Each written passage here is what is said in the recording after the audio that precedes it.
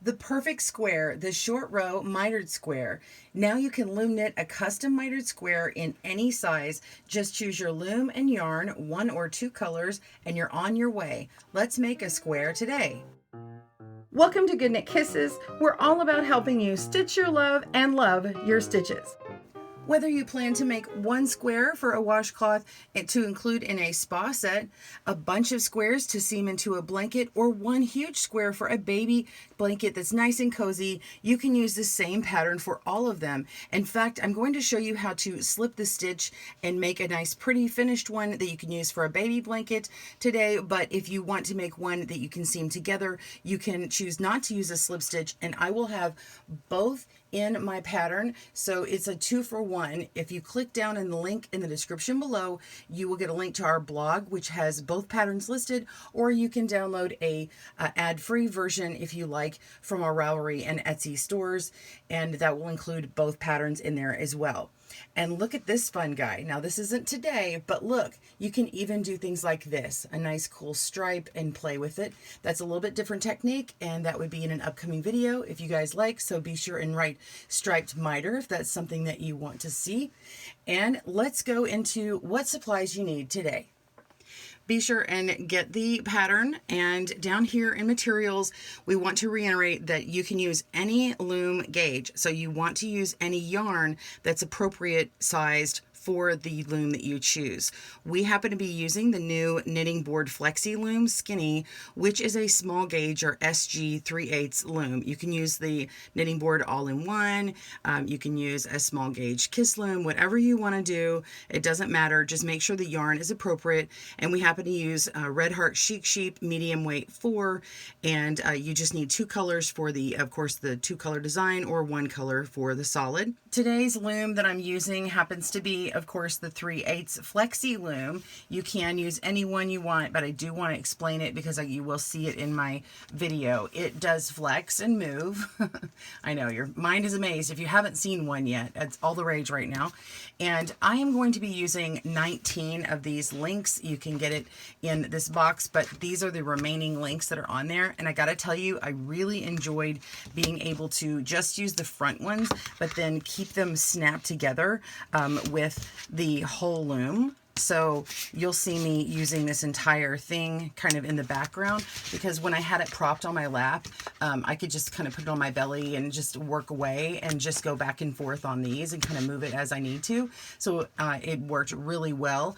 This is not just a plug for this, but I will be doing a review at some point, and be sure and watch out for that. But if you do want one, be sure and click down on the link below.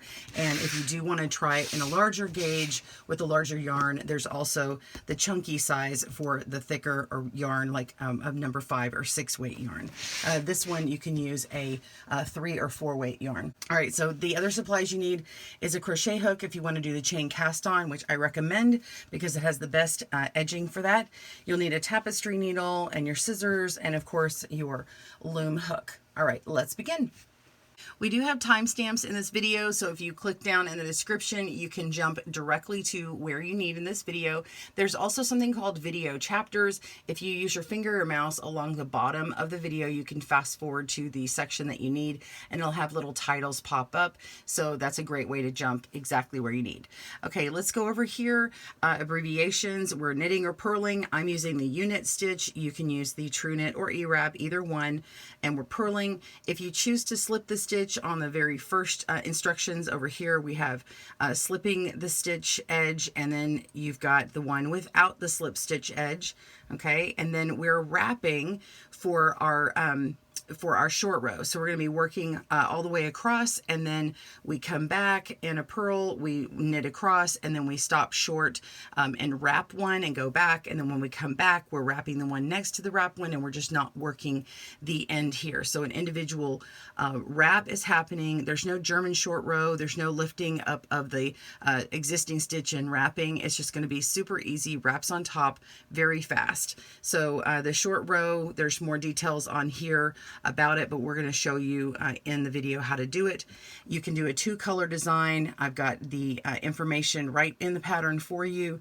And then down here on size, this is the part that most people are going to want. You can take a screenshot of that if you need to for your personal benefit. Just don't share this with everybody else. I ask that you just share the link to the video or the link to the pattern on our blog. Thank you so much for honoring that. And I'm going to be working with the small gauge. Sorry, it keeps jumping.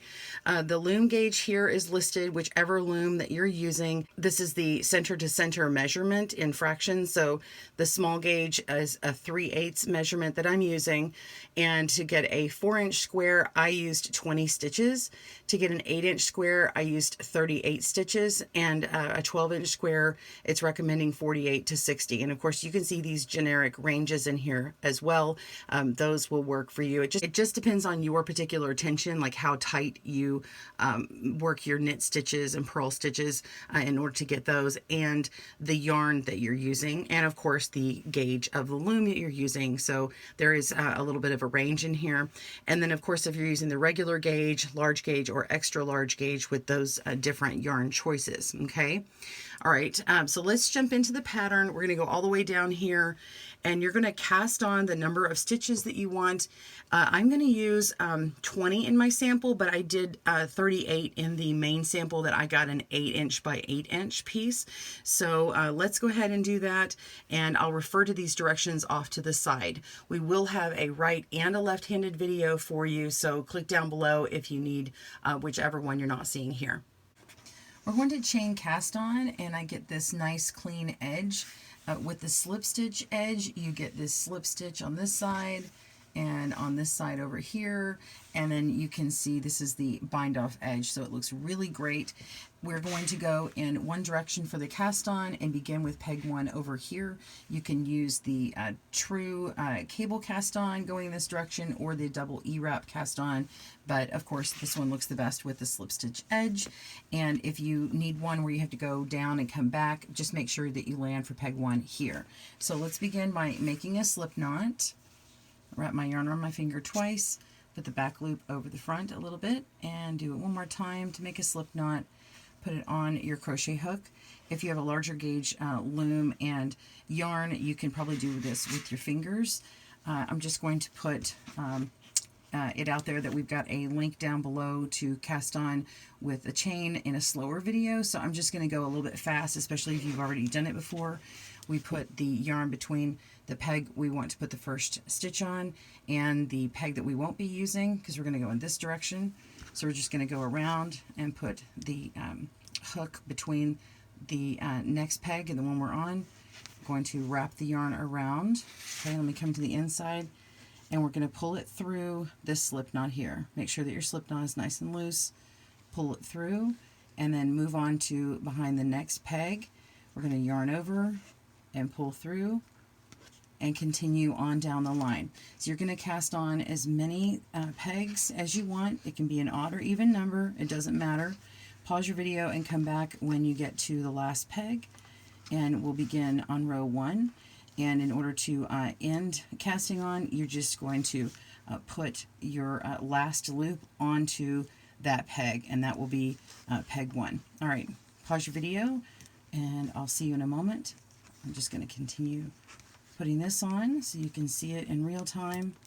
And I am just doing 20 stitches for my sample. It'll be a 4x4, but I did 38 for the, see me, I'm just pulling this off while I chat.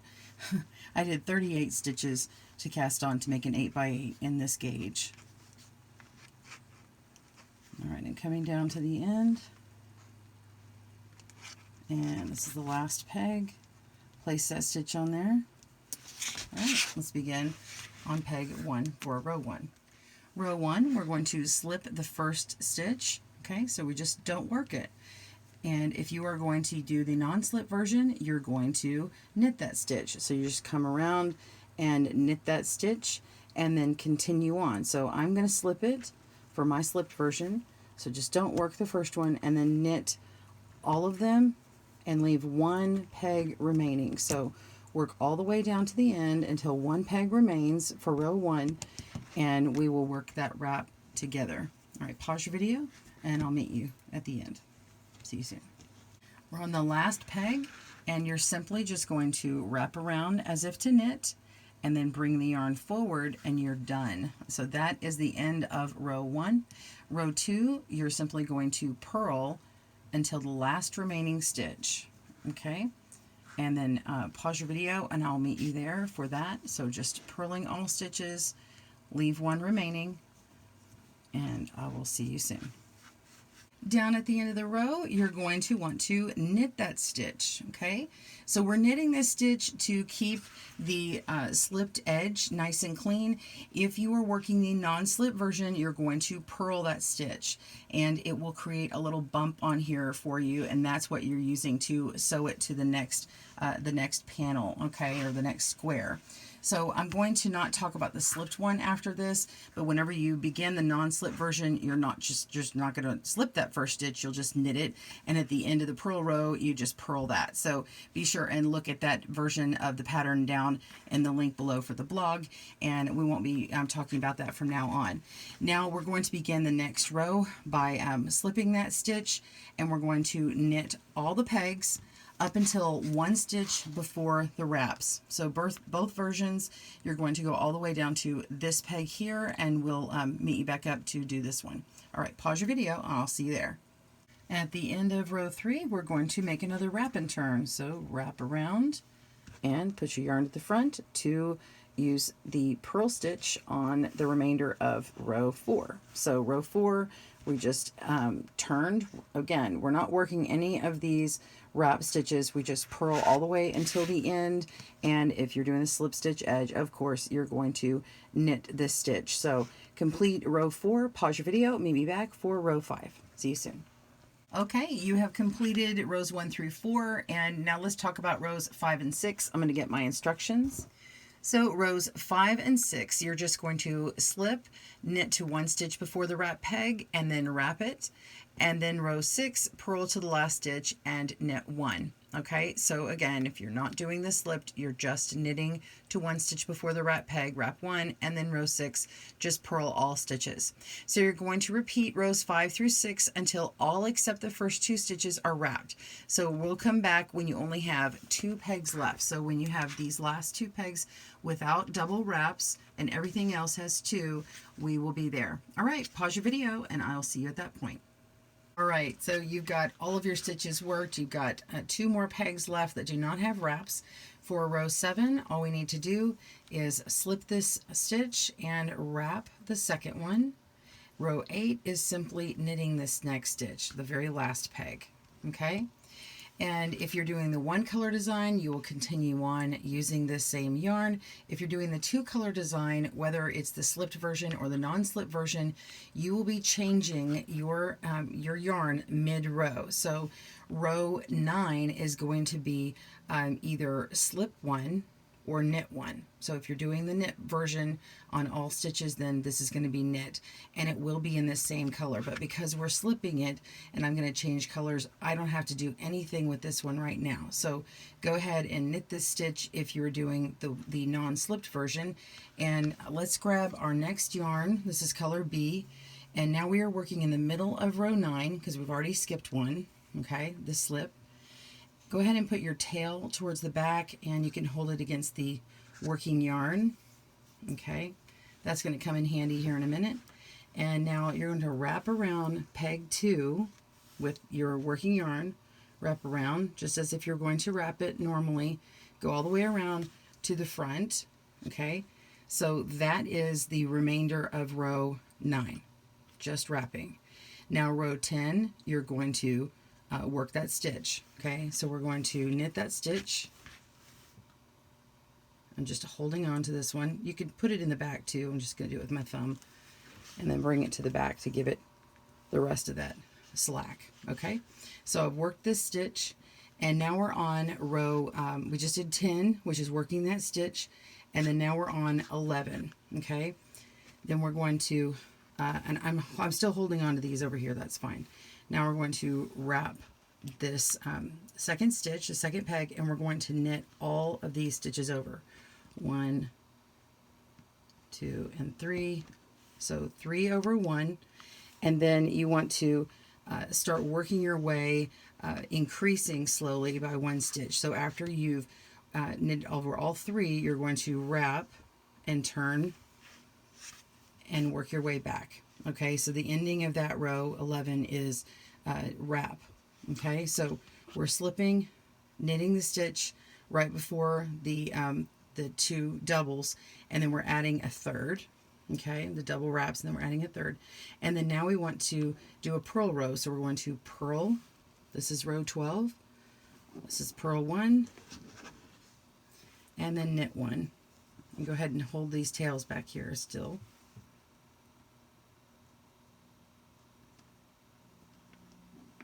Okay, now I don't really need to hold these tails anymore. I just needed all that extra tension now, and we can continue on with our pattern. So the next row is going to be row 13. You're going to slip 1, and then you're going to knit until all the pegs up to and including the double wrapped peg. Okay, so there's 2 wraps on here. So see, this is 1 wrap, 2 wrap, and then that's that stitch below. Okay, and then now we're going to wrap this one and then come back. Okay, so now we're going to be purling until 1 stitch from the end, and then knit that one. So knit the very last stitch. Okay, and so you're at row 15 and 16. So row 15 and 16 is where we're repeating. You're going to knit all the way up to and including the one that has the extra wraps on it. Okay, so where you've got 3 loops down below, and then you're going to wrap the very next one and make sure that it has 3, and then turn, purl all the way back to 1 stitch remains, and then knit that stitch. That's it. So rows 15 and 16, continue repeating until you get down to the very end. So continue that, go down to this end, and when you have 3 loops on this next to last peg and you have 2 loops on this peg, I will meet you there. Pause your video and we'll see you soon. All right, so we are coming to the row 18 where we have worked our slip 1 and knit all the way until we have this second to last stitch that has 3 loops and the very last stitch has 2 loops. We are knitting all because this is slip 1, knit all, and all loops will have 1 peg, so go ahead and do that. Okay, and then row 19 is your last row. You are going to purl all stitches and then knit 1. So we're just going to go back here and purl all the way to the end and knit 1. And then you will just bind off, and I will show you how to begin and end that bind off here in a moment. So go ahead and do that. Pause your video and I will see you there. You've completed row 19. Go ahead and look at the back here, and I suggest going ahead and hand blocking while it's still on your loom. I just go ahead and pull out and stretch out my yarn a little bit, and we'll stretch it when it's off of the loom as well, but I kind of like having it on here. It gives it a little bit more tension for me. And then go ahead and stretch this part out as well, because unless you're using a Kiss loom, the stitches tend to be a lot more tight because they are stretched out more on the knitting loom, and the Kiss looms have a more consistent kind of knit. And also it depends on your yarn. I just know on mine I needed to make sure mine was nice and stretched out a little bit, and I'll show you what this looks like when it comes off of the loom. So we're going to bind off. This is a standard bind off. However, if you are working a bind off, normally you knit the first 2 stitches and then do your pattern of binding off. But on the slipped version, I go ahead and slip that very first stitch. So I don't actually knit that first one, and I just start by knitting the second peg, moving it over to the first, and then knitting off the first peg, moving it over to the second, and then now we begin that pattern again. So you just knit the next peg, the second peg, move it over to the first, lift up and over, and then move it to the empty peg, and you continue all the way down. Now, when you work up to the last 2 stitches, pause your video and meet me there, because you have one very specific thing you need to do that you normally would not do. So go ahead and do that. We'll meet you at the end here. It's very important for this pattern. I just want to show you what it looks like on here. It's not that hard. You just need to know what to do. All right, pause your video and I will see you at the end. All right, we're on the last 2 stitches. Go ahead and cut that other yarn if you didn't earlier. And we want to go ahead and knit the very last stitch and lift it up and over, move it over to the peg before, and knit off. Okay, now this is where we want to go ahead and cut our yarn. Okay, make a tail. And then we're going to take our original tail, our beginning tail, with our tail right now, and take those, and we're going to work in the opposite direction like we're going to knit this stitch, just using both of them at the same time. So lifting up and over, 1 stitch over those 2, lift up and over, and then pull both of them all the way through, just like this. Okay, when you take it off of the loom, you can see it's a little bit pointy. Don't worry, that will be fixed in a moment. But when I pull on this, you can see it's a nice clean ending here, and it matches all the way down. And then here's where my other 2 cut tails are. Okay, so now we want to hand stretch and block this out. So I'm just going to take this other end here where we had bound off, just kind of tug on it. It's just stretched out from being on the loom. And then I would encourage you to wet block this. You can also steam block it. I think wet blocking is the best thing. So there is a video for how to wet block down in my description down below. Just look for that wet blocking technique video. You're basically going to wash it with some mild detergent. You can let it, it's not really washing, you're just letting it soak. I actually would let it soak for about 15 minutes till all the little bubbles come out, and then you just wring it out till it's damp. Put it on your blocking board and pin it out to be your square. And then it'll actually end up making itself even into a square. This is getting more and more square-like, so this part is going to have to get stretched here, and then this part here, but it actually does square up very nicely, just like this one over here. Okay, so yeah, you can make multiple ones and put them together with or without the slips. And now you know how to do it. Well, I hope you enjoyed making your short row miter, and stay tuned for another miter coming up, a traditional one. We also have a mock miter down at the link below for that one. We will also be having a tutorial on making a knit sweater on the Knitting Loom as well. So be sure and subscribe if you aren't already, and get our newsletter at our GoodKnitKisses.com website as well. We'll see you soon. Thanks for joining us today, where we help you stitch your love and love your stitches. See you again soon.